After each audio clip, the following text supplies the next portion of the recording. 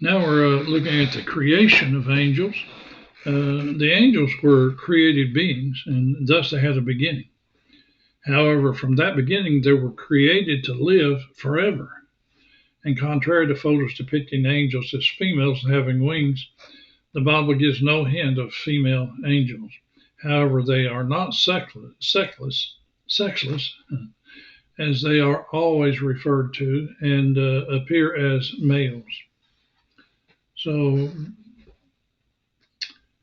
some have imagined that angels are spirits of the departed loved ones or glorified human beings. However, the Bible makes it clear that angels are created prior to mankind or the creation of the world, either one.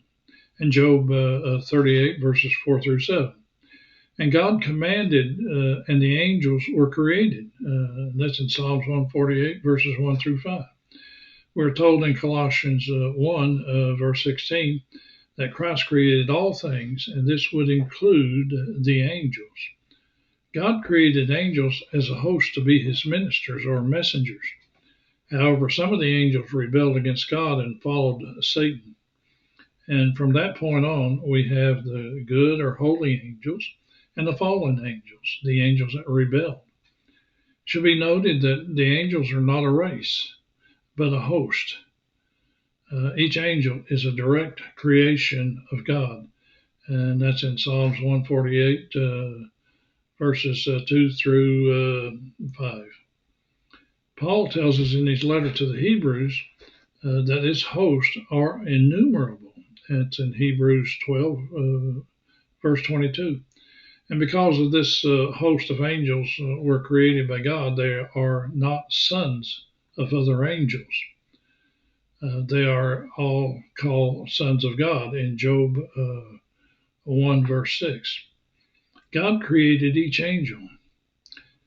But for mankind, God created only Adam and Eve. And all the others are descendants of Adam and Eve, or we might say sons and daughters of Adam and Eve. The Bible doesn't give an exact time for the creation of angels, but we do know they were created before the foundation of the earth was laid. And that's in Job 38, verses 4 through 7.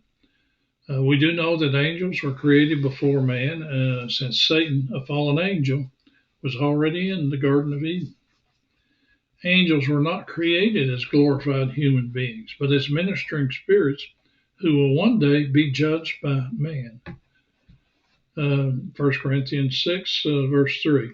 Since angels were created as a host, they do not procreate as humanity does, nor are they subject to death. Therefore, their number remains stationary. Luke chapter 20, verse 36, and Matthew 22, verse 30. How many angels did God create? The Bible doesn't make that clear, except to say that they are innumerable in Hebrews 12, verse 22, and Luke 20. Luke 20, verse 36 lets us know that the angels were created to never die and to live forever.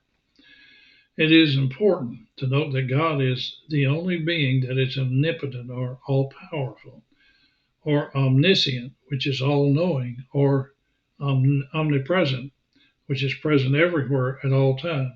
Only God is omnipotent, omniscient, and omnipresent. And the angels were not created in this manner. Angels are created stronger than mankind, but are not omnipotent. 2 Thessalonians 1, verse 7, 2 Peter 2, verse 11, Psalms 103, verse 20, Psalms 103. I already got that. Psalms 103, verse 20. While angels were created with superhuman intelligence, they are not all-knowing or omniscient. And you'll find that in Ephesians 3, verses 10 through 11, 2 Samuel 14, verses 17 through 20, and Matthew 24, verse 36. While mankind was created subject to limitation or space, in Acts 17, verse 26, the angels were not, but they are not omnipresent. And I thank you for listening.